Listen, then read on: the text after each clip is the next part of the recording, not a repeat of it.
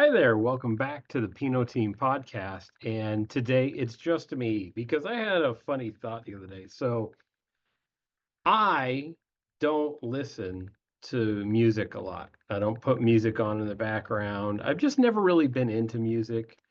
But I've watched a lot of TV shows in my 40 plus years on this planet. And one of those shows that I've kind of rewatched a few times is The Big Bang Theory. Not for any other reason. I get a couple laughs out of it. There's a couple jokes, but I usually just play it in the background while I'm doing something. I might be working on something, and instead of music, I put Big Bang Theory on in the background. Why? There's a lot of it.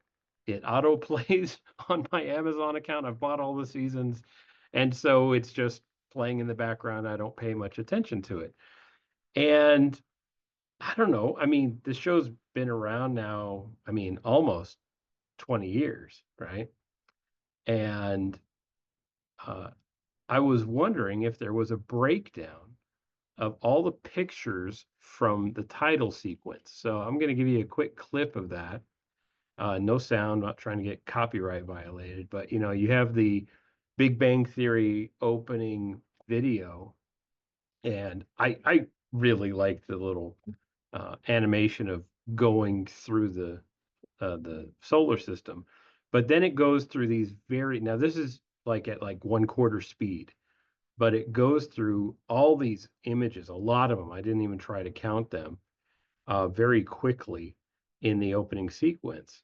And you just catch a couple flashes of pop culture references and history and everything.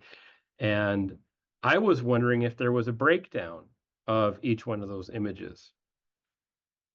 At first, my intention was I was going to do a breakdown of each one of those images, and then they invented this thing called Google, where you can Google see if someone has done that before. And it turns out someone has. And I'm also going to link their article into in the description of this podcast. But here we got the website, that out of the way, haroldcraft.de. So thank you, Harold, for putting this together for me so I didn't have to. Now, if you're staring at my image at all during this process, at a couple points you might see me bust out my phone. And the reason is I'm going to do a Google image search on a couple of these things because I might not know what they are and I might want some more information on it. But I think Harold did a great job in this article. You can Google it or click in the link in the description if you just want to scroll through it yourself. But let's go by the amazing job that Harold did breaking down the images from the Big Bang Theory opening title sequence. Now, the first one and the one that lasts out of the black and white images, uh, the one that lasts the longest is the first one, and that's mitosis. What you see are chromosomes separating, in the process of life, mitosis right there. So these first ones, you get a good glimpse of early on because they stay on the screen for at least a few frames, and so you can see what they are. Then the next one is ascaris bivalent mitosis. So bivalent mitosis, I'm not a biologist. I'm not going to tell you what that is. You can Google it, but it's just pure continued cell division. Radiolara. This tells us that they are radiolara, which, okay, let's find out together if you don't know what radiolara is. So radiolara is our unicellular eukaryotes of a diameter of 1/10 to 2/10 a millimeter that produce mineral skeletons. Oh, okay. So just microscopic life. Pretty cool. All right. The Kilauea volcano, according to the picture, according to the use of the picture on the website, it is the Kilauea volcano in Hawaii. Picture taken from the cover of this book And why not? Let's just open it. Oh man, it's taking me to Amazon.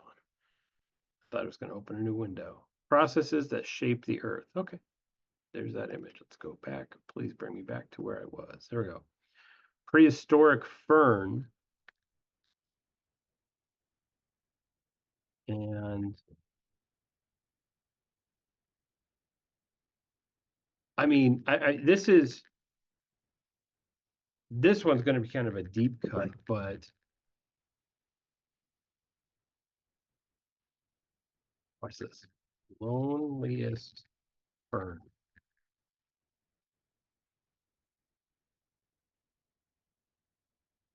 So E. woodii is, let me go over to Google Images here. Okay, so this is a cool little thing, and you could find this video on the interwebs out there. But there's one ancient fern that's like millions or billions of years old, and ferns have sexes, and they have one sex of one plant left, and they can't find any other of the plant. They've been looking for years. It's still alive. It's still going. It's held in a museum. I wonder if it's a reference to that. This, I mean, it's black and white. You can tell the image is adjusted. So I don't know if this is E. woodii is what that fern is called. Total little nerd fact for you there. It's a really cool story. If you ever get a chance, look up the loneliest fern or E. woodii. Pretty cool. Amphibian drawing. We've seen similar images before. Leguanus reptiles. Looks like marine iguanas found on the Galapagos Islands. Pretty cool. Vegetarian dinosaurs. So more than likely that it's saying vegetarian dinosaurs because it's from a book where they were talking about vegetarian dinosaurs. More dinosaurs. I thought that was a really cool image. You know, I've caught a glimpse of that one before. I wonder if that's from anything. Let's do our first Google image search here, which I don't know how to do it on the screen while I do this. So I just have to do it from my phone as we go. Let's see if we can find it where it's not.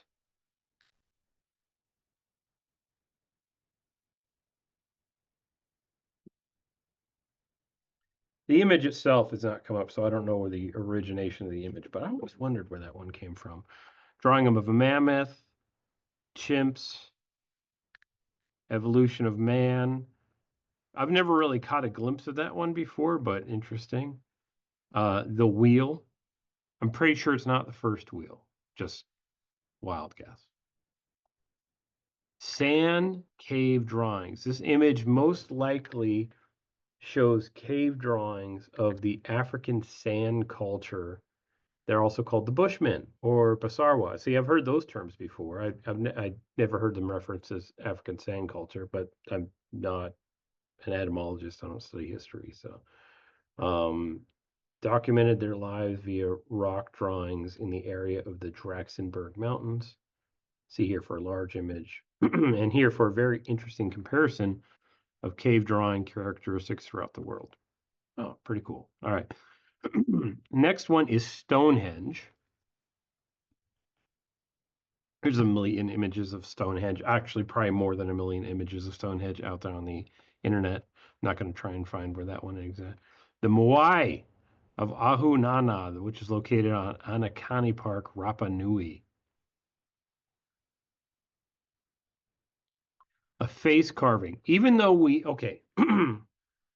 even though we still don't know what or where this is, some people found the places where it's used. Photo Search has it for sale as it's used for a cover of an ebook, Popular Tales of the West Highlands by J.F. Campbell, in its iTunes app. Check out Michael, I'm going to guess it's Icelandic and say Hansen's excellent post on this page, even though he can't come to a solid conclusion either. Well, this article predates Google Images, so let me just see if the AI has been able to figure that out. So let's go back.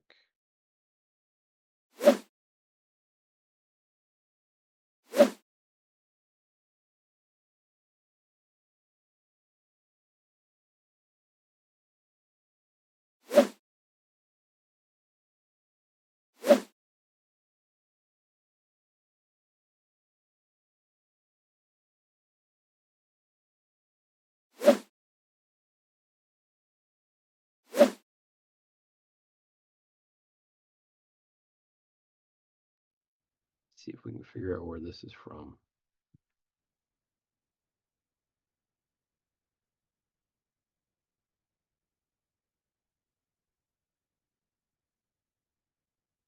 No, they still probably just they found the image somewhere and decided to use it. Uh, Q at Pisac. I'm not going to try and say that word out loud. Don't want to insult any cultures in this.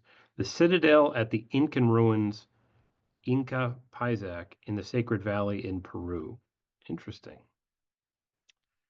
Stone statues of San Augustine, Colombia. According to various sources, these more than 500 statues were carved between the 1st and 14th century. See the single statue here and here, thanks to Juan Fonseca for his photo of the single statue used in the frame. Oh, they actually found the person who took the image. That's awesome. Mayan pyramid in the largest Mayan city, Chichen Itza. All right. I say Chichen Itza. Sorry if I insulted anybody's culture with that one. Pyramids at Giza, the Sphinx, Durga or Makhali or Shiva.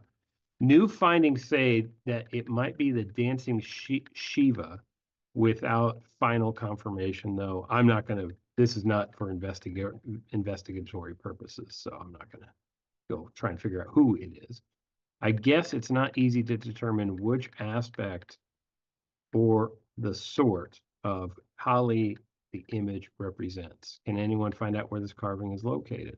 Awesome. So he's asking, I think that's pretty cool. He's asking for more input on his page, which is very humble of him. A lot of people on the interwebs are very cocky on their keyboard.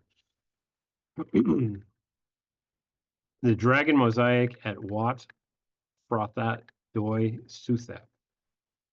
For some reason, only close-ups of this mosaic can be found. Mosaic. Why did I say it like that? I think there's going to be a whole clip of me just mispronouncing words in this video today. But considering blogs and photo albums, it is most likely located at the Wat. Oh, okay. All right. So just a dragon mosaic. Departure of Prince Siddhartha. It is an illustration from the Myths of Hindus and Buddhists by Sister Nivedita and Ananda, probably originally painted by,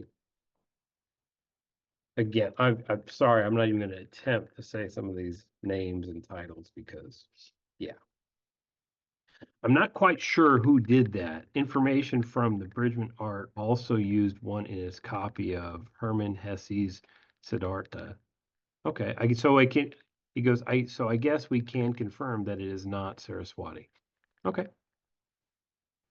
Yes, it's Moses. Throughout history of the website of the snapshot has been one of the most frequently discussed ones, whether it's Zeus, Jupiter, or Moses. Also, we can find various sources in the web stating all of them. Finally, Catherine found proof that it's Moses, a statue in the village of Santa Maria del Monte. The statue was built in 1831, according to this website, at the Sacro Monte Maris with the Via del Rio. Another picture can be found here. Let's go to the website. Open in new tab.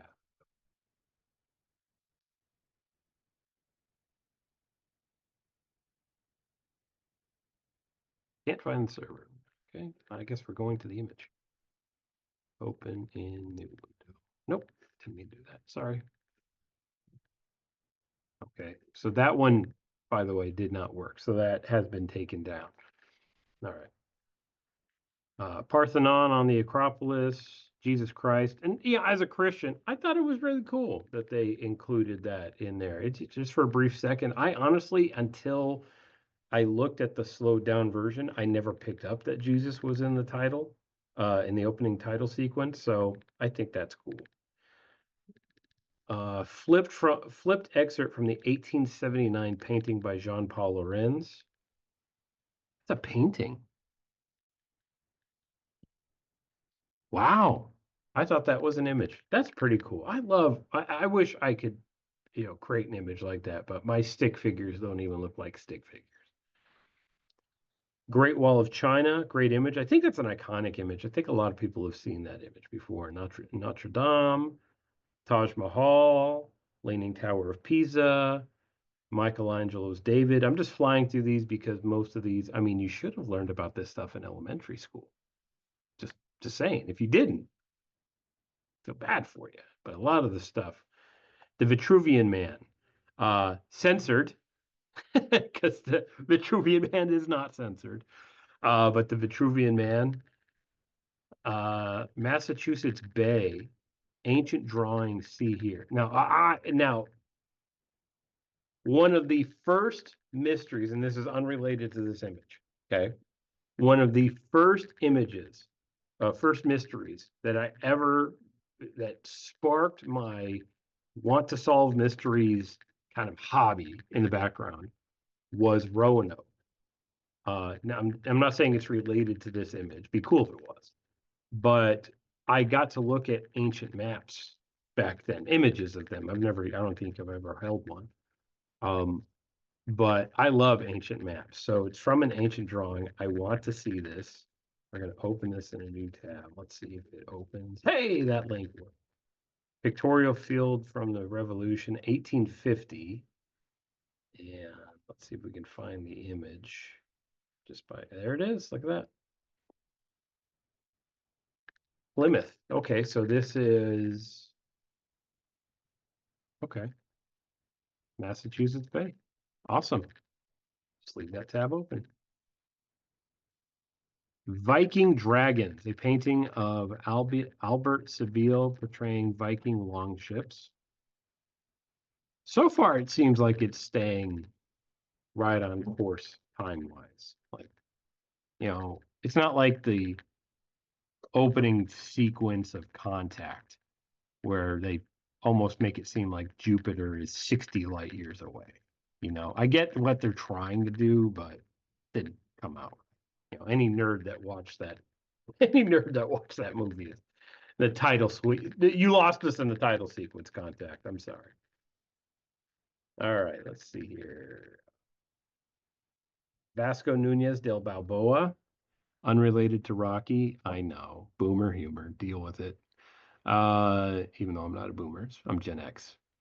So see this image, which tells us that it's Spaniard Vasco Nunez del Balboa and not Francisco Pizarro. So apparently this is one of those images that has some hotly, like the Moses statue, it's hotly debated who he's portraying. I don't know how much hot debate happens in the historical community. But this image could be portraying when he reached the Pacific Ocean, as suggested. The top icon on the banner is Virgin Mary and baby Jesus. The bottom icon is an emblem of the Spanish king. Cool.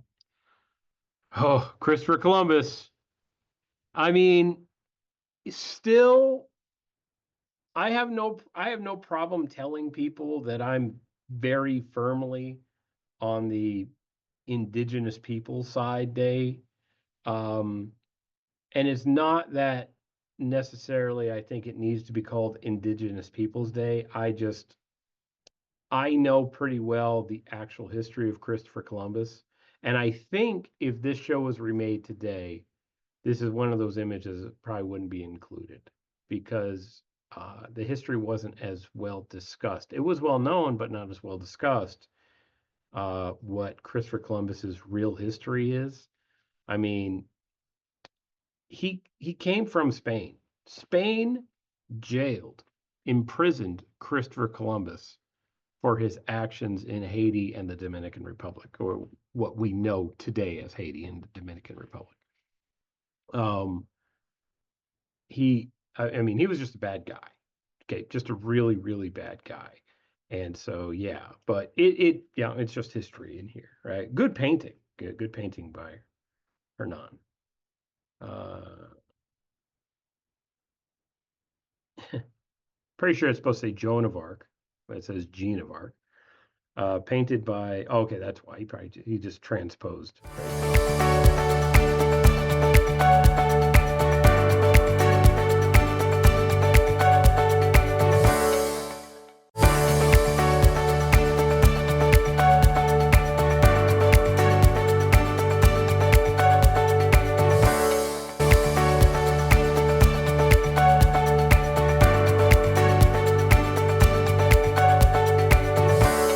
So Jean-Auguste Dominique Ingres in 1854. Napoleon Bonaparte during the French Revolution.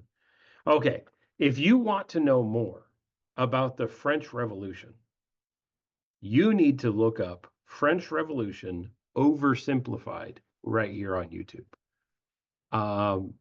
My favorite history channel is Oversimplified. And he did really a 4-part series on Napoleon because he did 2 episodes on the French Revolution and 2 more episodes on the Napoleonic Wars that followed. So great watch. Oversimplified on YouTube. Definitely go check them out. Pilgrims Going to Church by George Henry Boughton in 1867. Boston Tea Party, 1773. I know the Boston Tea Party history pretty well, and I'm having trouble thinking that is Native American wear. So what happens is it was a bunch of white guys dressed up as Native Americans, not trying to pass the blame to them. I think it was just they wanted something different to wear. If it was a statement, I don't know what the statement was. Well, a bunch of white guys dressed as Native Americans hopped on the ships and had the Boston Tea Party. Again, a little bit of history right there. Maybe I guess maybe I'm seeing some feathers right there, but I mean it's just the image from the title sequence. Eye of Providence. The Eye of Providence, also a Masonic symbol on the United States $1 bill. Yep. United States Declaration of Independence. Or is it? We should ask Nicolas Cage. Sorry, I'm a big Nick Cage fan. See here for the wider shot, the glasses probably belong to Benjamin Franklin, according to Tiago's speculation, as he was the only one amongst the men who signed the Declaration who was frequently seen wearing glasses. He also invented bifocal glasses. Little bit of trivia right there. That the only person wearing glasses that signed the Declaration of Independence was Benjamin Franklin. Interesting. Abraham Lincoln on the U.S. $5 bill. George Washington. I love throwing this little factoid out because I remember being in elementary school and we had one computer in the library and one interface computer. We had a lot of the old style where you had to type code to open certain things, which honestly taught me how to type. But we had one computer and it had this amazing U.S. history presidents right there. And it had some of their quotes recorded. And albeit right now, I don't remember who the first audio recording of a U.S. president was, but I didn't know who it was at the time. So they had a recording of George Washington. So they had this guy in a very deep and leader voice saying George Washington, but it was a very typical kind of American accent. Not necessarily region specific. But a little factoid that you might want to think on is that you got to remember these were all English settlers that hadn't been here that long. More than likely, George Washington had what we would probably pick up today as an English accent. One of those things. A lot of people don't like to think of, right? We probably had, yeah, our forefathers, our famous forefathers that are portrayed in the movies as these great American voices, probably all had English accents. Just a little bit of history there. Constitution of the United States, unconditional surrender grant. If you get that reference, put it in the comments. Okay? Unconditional surrender grant. And then earning 2 images in the opening title sequence. So whoever put this together, I'm going to bet was a big fan of unconditional surrender grant. Like I said, if you get that reference, put it in the comments. Well, I'll reply to you. Picture of an ironclad. Now, this is one when I was scrolling through, I stopped on because during the Civil War, we started using ironclads, and so this one is, in regards to the time, is pretty accurate in where it's being portrayed here in the title sequence. This particular image, uh, there's either debate or a name change or something, but these 2 pages tell us that this ironclad river gunboat named the USS St. Louis was renamed the USS Baron de Kalb in 1862. Can we find out more about the image itself? So it looks like it was maybe that ship that was renamed later on. I don't know, but I think ironclads are pretty cool. And I totally I love the game Civilization. No, I have not bought Civilization 7 yet. I am still having tons of fun with Civilization 6, and I have no problem telling people Civilization 6 is currently my favorite Civilization game. I know some people didn't like it. I really like the interface. And one of the first really powerful sea ships you can get is an ironclad. So I love getting ironclads in Civilization. Also, Civilization 6, I think people disliked it more because it is also a historical educator. There's a lot of true history and true historical quotes in there, I think is really cool. Oklahoma Land Run. I don't know what the Oklahoma Land Run is. I'm pretty sure the name itself, I'm picturing where they would have lots of land and you'd almost race out to that.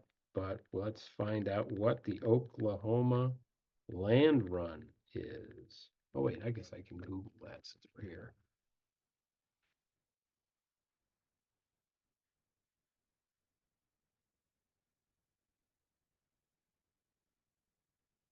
The Oklahoma Land Run of 1889 refers to a series of events where large crowds of people raced to claim land. Yeah. In the newly opened unassigned lands of the Indian Territory in 1889. This event, officially starting at noon on April 22nd, 1889, marking the beginning of white settlement in what is now Oklahoma. Is that the one that's in that Tom Cruise movies, or is it something else? Cimarron, Far and Away, 1992, right? Is that the Tom Cruise movie? Let's find out.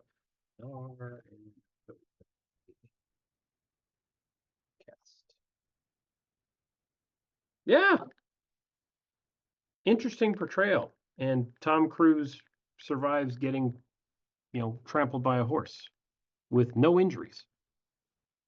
Interesting.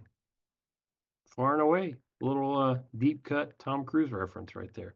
Civil War amputation. Can I just say that we should all be thankful that we are alive in today's day where we have anesthesia? Now, don't get me wrong. I think 200 years from now, they'll look at all of our medical procedures and medications and things that we do and think we're barbaric, but they'll still have anesthesia in some way, right? So thank God for anesthesia.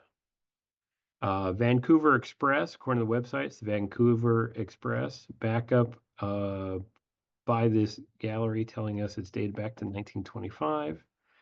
The Leader Building. Okay. The Leader Building in Regina, Saskatchewan, Canada Isn't that where Wade Wilson is from? I think that's where Wade Wilson's from, right? Um, Canada housed the first newspaper in Regina, which still exists as the Regina Leader Post today. According to the Library and Archives of Canada, this picture was taken in 1885 by Otto Buell. Corey, who did a school project 17 years ago, can share this great detailed information with us. The formerly attired man in the top hat in the front is Nicholas Flood Dobbin, the founder of the paper.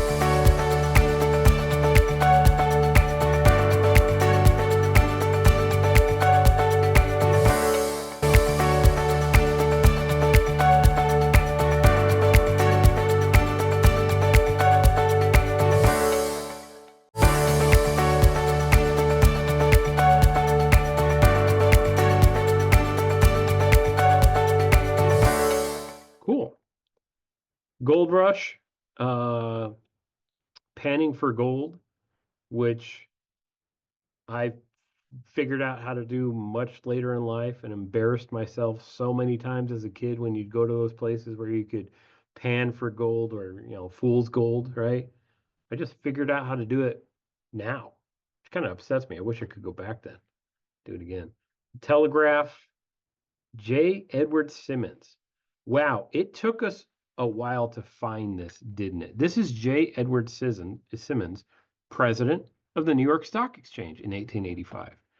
Well, if you watch the ads or the breaks in between the podcasts, you should see that, hey, financial stuff is pretty cool to me. J. Edward Simmons, president of the New York Stock Exchange, 1885. See here, and even Amazon has a print of it. Not really that interested in it. And now the machine has been solved. It's an Edison stock ticker. Oh, okay. So I guess, oh, well, that's ticker tape right there. See, I guess because I'm a financial nerd, I can look at that very quickly and determine that that's a ticker tape thing. Something like this is a very common gift in the financial services industry. Like I work with money, right? So that's a very common gift. If you work with investments, like that's a very common gift is they'll give you these little ticker tape machines as gifts. They're just, I mean, there's talking points, they're display items. They don't do anything. But I guess he didn't know that. I guess that's just because I'm a financial nerd. He's a history nerd. We'd probably get along. Harold, if you're out there, reach out to me. Cathedral of the Annunciation and Cathedral of the Archangel. These two Russian Orthodox churches are located in the Cathedral Square of the Moscow Kremlin. The original picture can be found here. Cool. Women promoting prohibition during a parade. Not the exact same shot, but we think it's the same wagon according to this source. These women were promoting these women were promoting prohibition during a parade in Hawkinsville, Pulaski County, Georgia, in 1950, taken from this picture. I wonder if this is the WCTA, Women's Christian Temperance Association. So WCTA was the main kind of lobbyist group that really got the prohibition movement going. And believe it or not, one of their leaders years later was one of the number one people to fight for the removal of prohibition.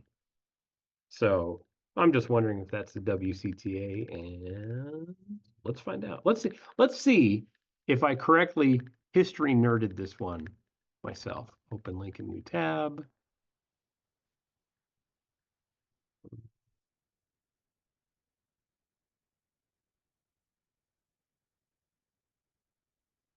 Well, that doesn't say if it's WCTA or not. Oh, again, go watch Oversimplified's video on prohibition.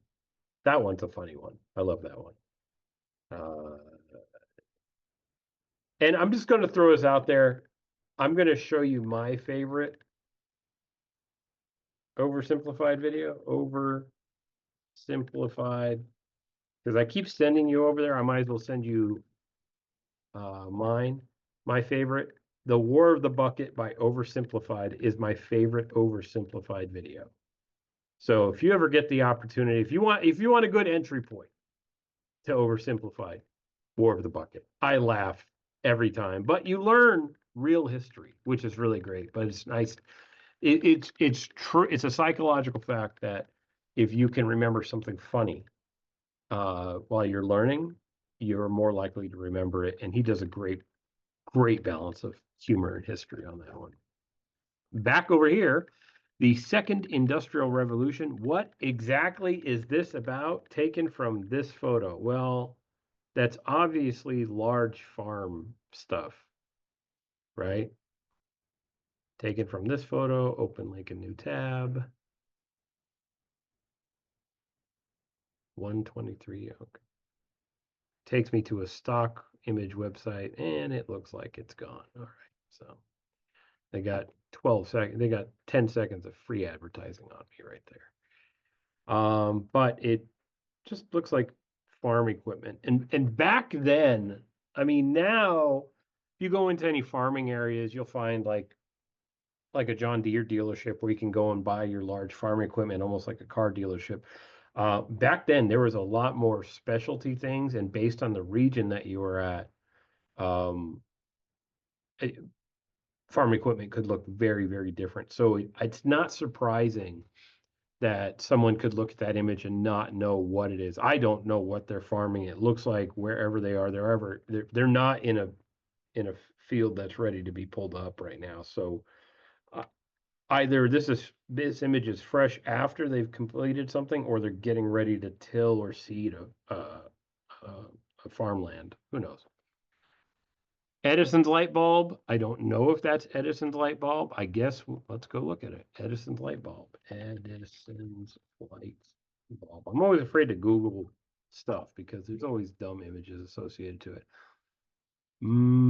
Edison's light bulb very obviously has a point on the top. That one has a much smaller point. I'm going to go and say that's not, well, plus there's a very modern plastic holder for that one. So I'm just going to say it's an incandescent bulb. Okay. Um, Tower Bridge, Eiffel Tower, which I just found out is repainted like every couple of years. That sounds like a task. Statue of Liberty. That's one thing. I would love to be able to go back in time and see the new Statue of Liberty as that original copper. I would love to be able to go back and see that. See a lot of I think even today in this day where they don't teach a lot of history, I think many people out there now believe the Statue of Liberty is made by concrete, is made of concrete when it's not. And most people with even a slight interest in history know that it's made of copper, right? So I wish I could go back and see that, just if somebody's watching this and say, no, the Statue of Liberty is made of concrete. It looks like concrete. What is the Statue of Liberty made of? Copper, right? Copper clad statue. So pretty cool. I wish I could go back in time and see that giant copper statue. Um, but I also hope that they never polish it. It's protected by that oxidation layer protects it. Women's Land Army, taken from this photograph. Okay, so click the wrong thing. Hold on.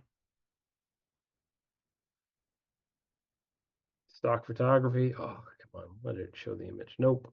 Okay. So the Women's Land Army. Let's do an image. Women's Land Army.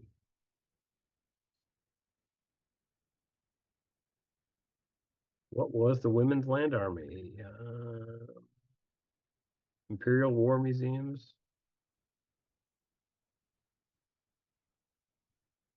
We're in the UK.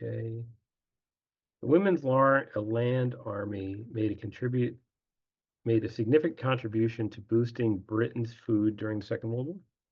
Okay. Clara Barton. I know the name, and the history is escaping me.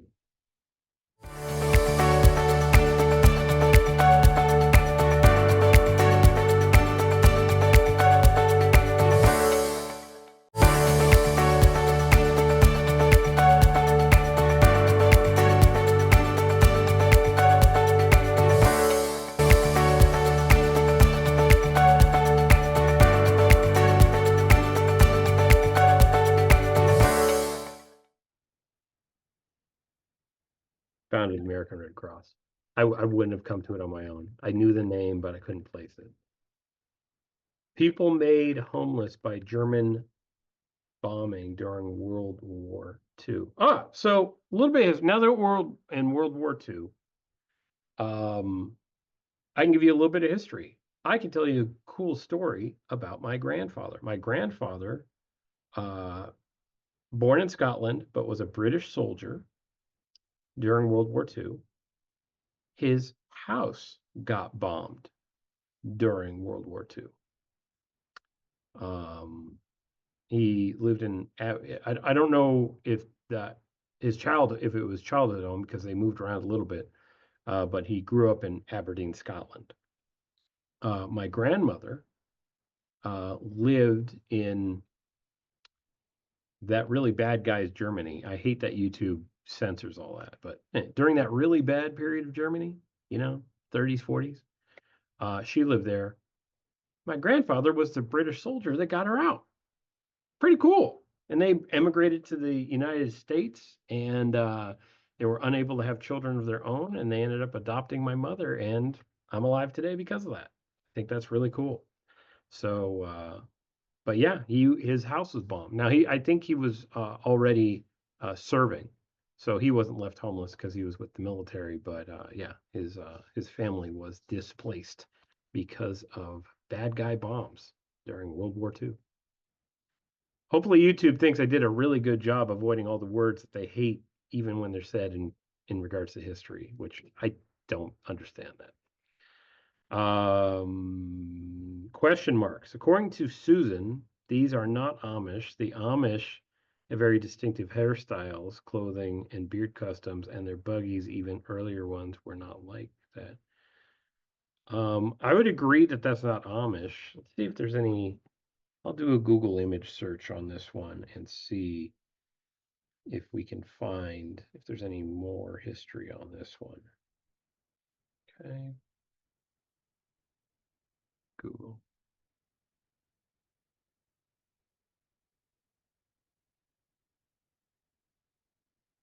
No history. I mean, it's pretty safe to say that it's late 1800s, early 1900s based on the style of clothing. I mean, horse-drawn carriages and all that were, I mean, around until this vehicle really hit there.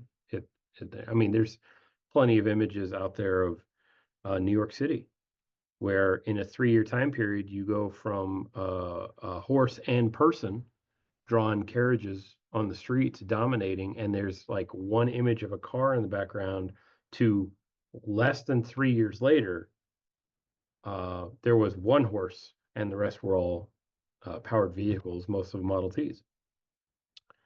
All the same color too. Interesting quote from Henry Ford. Um, if somebody wants a Model T, they can get it in any color as long as that color is black. A little interesting quote from Henry Ford there. But yeah, we get to Henry Ford Model T. I think that's a good transitional image right there because that's pretty much exactly what happened. You went from this lifestyle to this lifestyle seemingly overnight. Um, Interesting word. Lori suggested it might be from the suffragettes. It is possible that this image could be the suffragettes rather than the flappers, since the 19th Amendment was not ratified until 1920, as the women appear to be smoking and some of them are dressed like men. I'm leaning towards flappers. This picture here also supports this statement. Okay. Interesting. I don't know that term. Let's find it out. I'm going to do that on my phone because that just seems like one of those words that you don't want to Google. Well, I'm going to do this on my phone because that looks like one of those words you don't want to do a Google search on and not be prepared for the results. Just throwing that out there.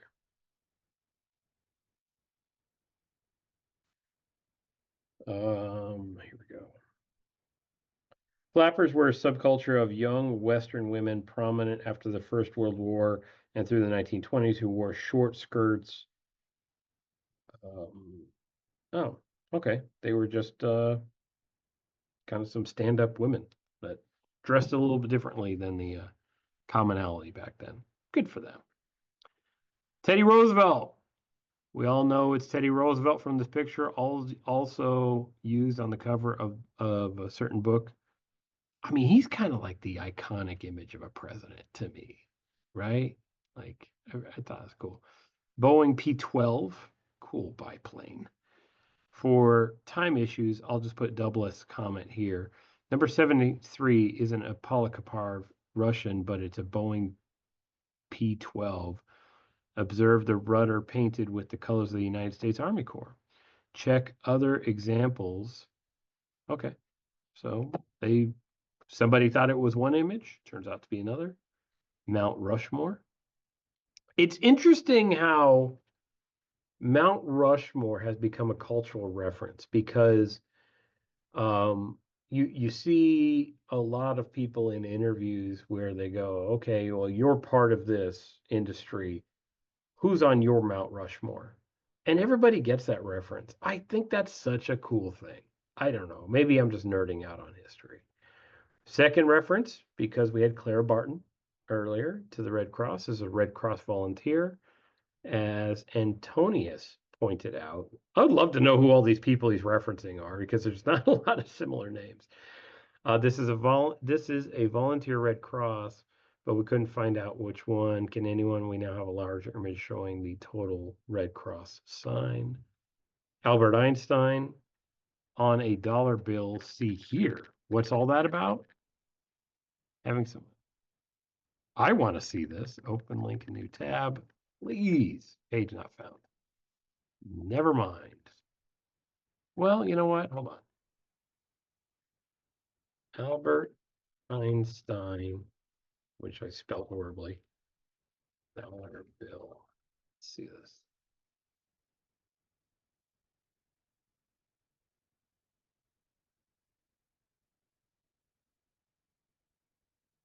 That, no.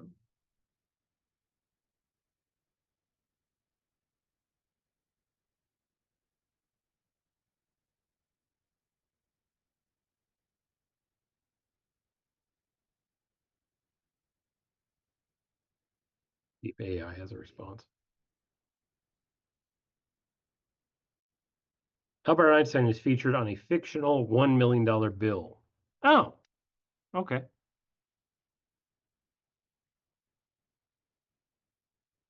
Hawker Hurricane Mark 1.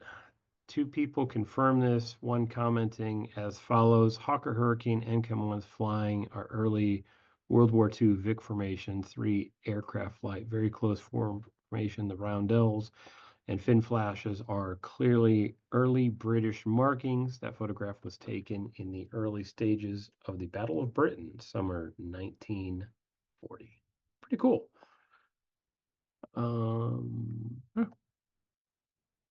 E equals MC squared, another Einstein reference here. Okay, Jackson Pollock painting. Guardians of the Galaxy, Chris Pratt, If you turned on a black light in here, it looked like a Jackson Pollock painting. Okay, first, not a lot of people got that joke because they don't know who Jackson Pollock is. That was a very deep artistic cut. Second, isn't he saying it to Rocket, who at that point had, as far as we know, never been on Earth? How would Rocket know what a Jackson Pollock painting is? Come on, Guardians of the Galaxy. All right. Suburbanization, residential lawn maintenance in Plant City, Florida, has this picture in the gallery. Sorry, just had a weird pop up. All right, there we go.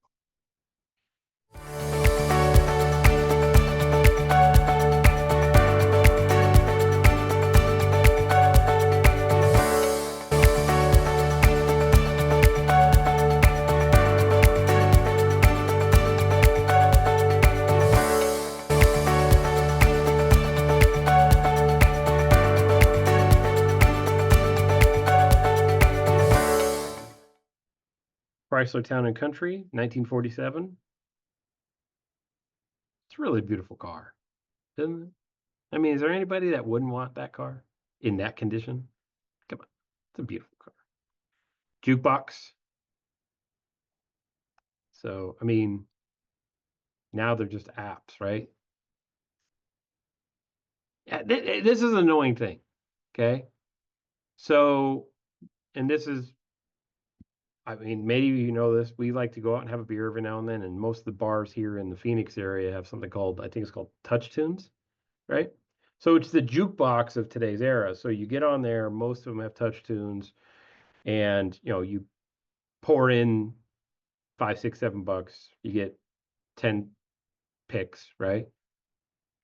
But the most annoying thing is that unless you pay a little bit extra to advance your music, so I picked like 5 songs the last time we went to one of the bars that we go to, and it was a busy night that night. And I very seldomly ever pay to advance my music. I will do it if we're having like a party or celebrating something and we want that music to play. But if not, if I'm just picking music for me, I'll just let it play. We were there for like 3 hours and I never heard it because it kept getting pushed down by people advancing their music for a little bit extra cost. Thanks, Touch Tunes. Sad for a second. All right. Untethered extravehicular activity. Can anyone confirm whether this is a picture of the same EVA in February 11, 1984? I've been asked by my wife, would you go to space if given the opportunity? And on any given day, I might answer yes or no, because it is super dangerous. Would I love to spacewalk? I would. Would I ever do an untethered spacewalk? No. One of my absolute greatest fears is just drifting out there into the unknown. No, that's it. That's it for you, Like, no. Space Shuttle Challenger. Now, this one, I know there was a lot of debate over which space shuttle this is. Now, on his right here, he is saying very directly that this is the Space Shuttle Challenger, which I believe at the time that the show was being made, that's appropriate, This book suggests it's the Columbia, but if you look at the Wikipedia image, you can see a much more of the front part of the wings of the Columbia. However, this image shows the same launch as the intro is being inverted, staying as a Challenger, taking off on April 1984 for its mission. Hey, put in the comments. I watched the Challenger explosion live, unfortunately. Very sad to watch because there was a teacher on board. That's why everybody saw it. It was very publicized. There's a teacher on board and you see it. And as a kid, you're just like, I had never seen, that was my first space shuttle launch that I'd ever seen. Is that what's supposed to happen? Like, we didn't know what was going on at the time. And you just see the teachers, like, it's very shocking. Okay. Birth control pills, some type of general surgery image. I'm going to guess that is a stage photo, not a real one. Just throwing that out there. Intel Pentium processor with and LSI circuits, first generation of Intel's Pentium alongside random LSI. Okay. Um, IBM computers, man, just floppy disks. Okay, another little cut right here. So my favorite video game of all time, I mentioned Civilization earlier. The reason I played Civilization, I played it, I mean Sid Meier, the guy that created these games. Um, I would love to meet Sid Meier someday. Just have a coffee with him or something.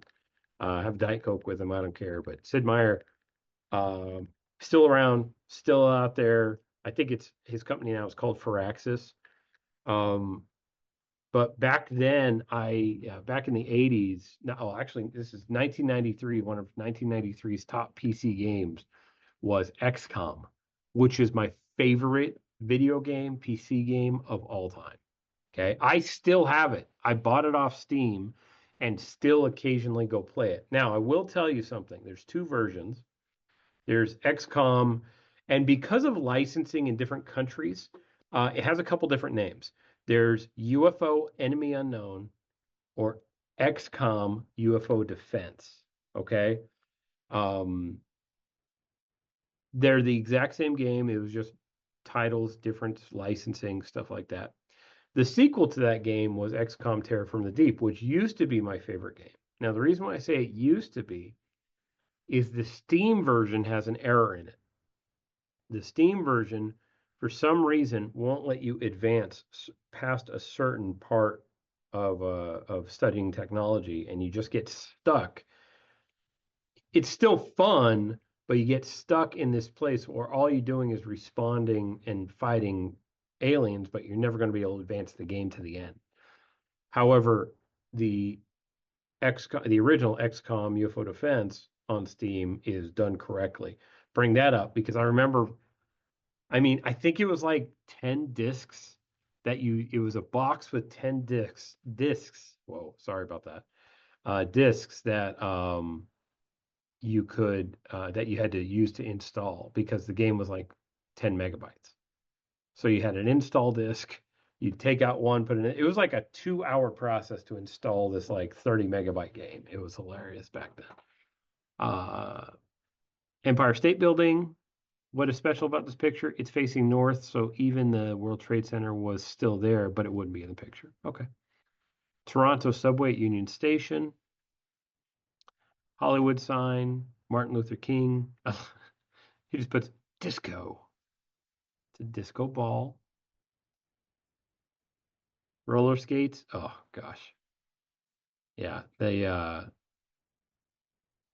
I mean, do roller skates nowadays? I know we've kind of surpassed the rollerblade era, right? We're back into roller skates now as a country.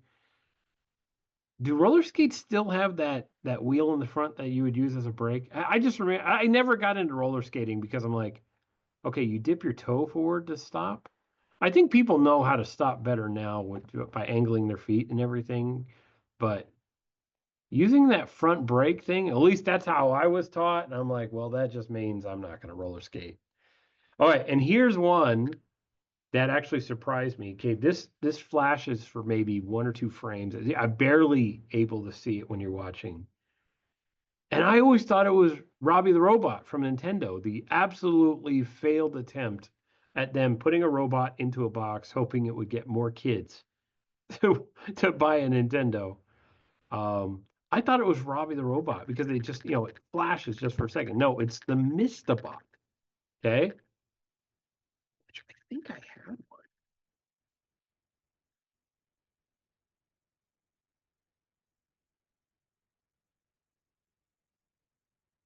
I think I had one of them.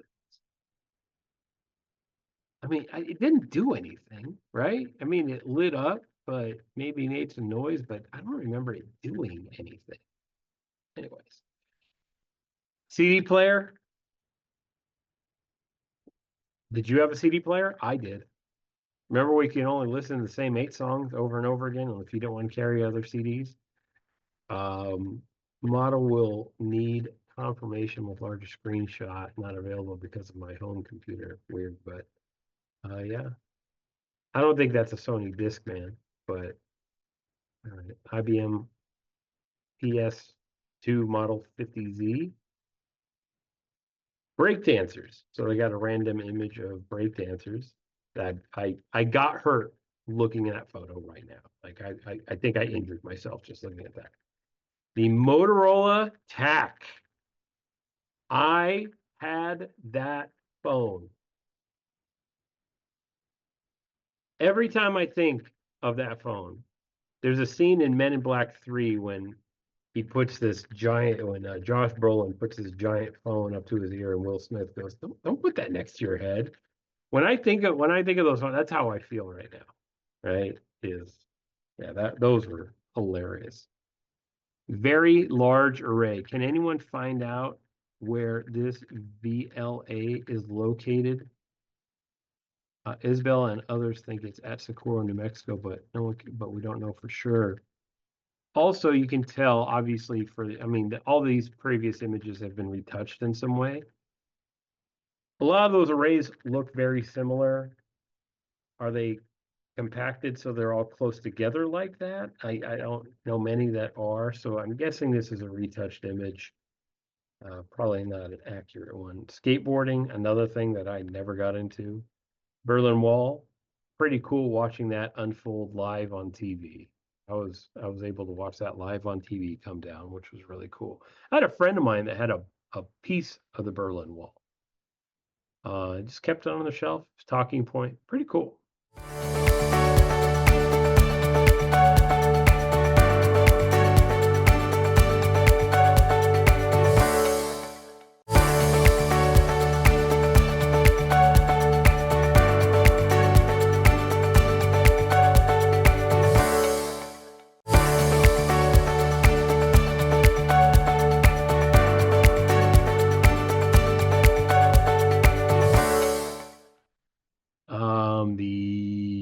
The okay, so it's a bullet train. Thanks, Marcus, so just bullet train. They have the history right there. Snowboarding. Why is he asking it as a question? Harold, why are you asking that as a question? I'm just wondering. But snowboarding, PlayStation made it into their timeline of history. So at the time of recording this, okay, I'm going to tell you what happens right now. What's happening? Will PlayStation raise prices? Okay. Why can't I type today? Okay, there's the Xbox rising prices could float all boats. Okay, so here's what's going on today is that we've talked about video games a little bit today. So Nintendo and Xbox raised their prices because of the tariffs, which is a whole nother video to talk about, right? And I guess there's justification for that in regards to the physical game system. But most people that buy video games right now, they just buy them and download them digitally, right? So they're increasing prices on digital assets because of tariffs. And to me, that doesn't make sense. I work in this kind of economic space, in this financial space. So raising prices on digital assets like that doesn't make sense. Apple has mainly digital assets outside of their iPhones and iPads and Macs, right? On a Mac right now. They didn't. They made changes to avoid raising their prices. So I've said this before, I'll say it again. Sony has a choice in front of them right now. And by the time you see this, they probably would have made a decision. But as of right now, they haven't. According to IGN 3 days ago, and we're recording this on May 5th, 2025, PlayStation has not increased its prices because of tariffs yet. They did go through a price increase last year, unrelated to what nobody knew would be a tariff war this year. Okay. In my opinion, Sony has a choice. They can join their competition and raise their prices, or they could really position themselves to take over once again the video game market and just offer the same products at a lower price. I mean, that right there, if I can tell you right now, if Sony doesn't raise its prices and blame it on the tariff, because, and if they raise their prices and blame it on tariffs, I'm making no changes, right? If they don't raise their prices while all the rest of the competition is, yeah, I would lean towards buying a PlayStation. I haven't bought any of the modern systems. So I would buy a PlayStation if they didn't raise the price, just because I think it's cool if they don't do that, or if they hold out for a while, right? But we'll see if PlayStation's going to raise its prices. Who knows? Oil field, where is this? Can be found here. Okay. Digital camera. So that one is that's a Sony camera, if I remember correctly. Um, I looked for a while. This is one of those images that I caught when I kind of thumbed through the images to begin. Um, nobody knows who that is in the photo. Like, there's a couple places where they tried to find out who that is in the photo.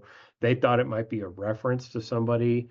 I thought it would have been cool if it was like one of the staff members that worked on Big Bang Theory, somebody behind the scenes, or I mean, albeit, yeah, but you couldn't know. But Carol Ann Sousa, that used to voice the mother of Howard Wolowitz on the show that passed away, it'd be cool if they kind of went back and uploaded an image of her, because you never saw her on the show.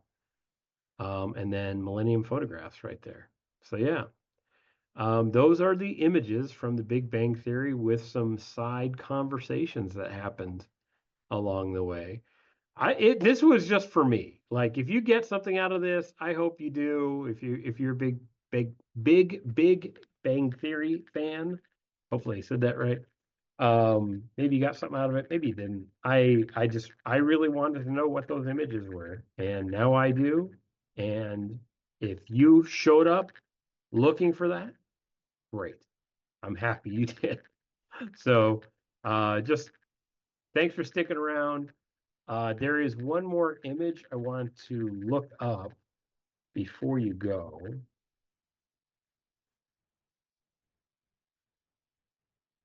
So if you look around your screen right now, there's something that looks like that. It's a subscribe button.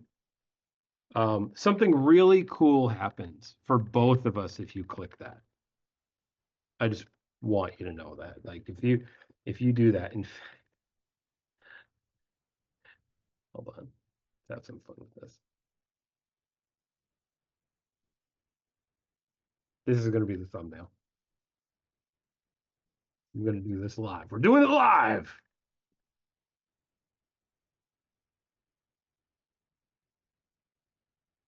There we go. If you could click subscribe, it is certainly appreciated.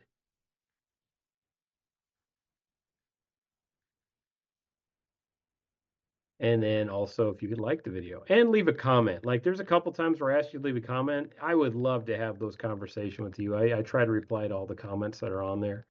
So I appreciate you sticking around. And there's not going to be a Patreon version of this video. So, but by all means, you can check out the Patreon. You probably saw an ad for that at some point during this video. So thanks for sticking around. I hope you have an amazing day, and we'll see you on the next Pino Team podcast. See you later.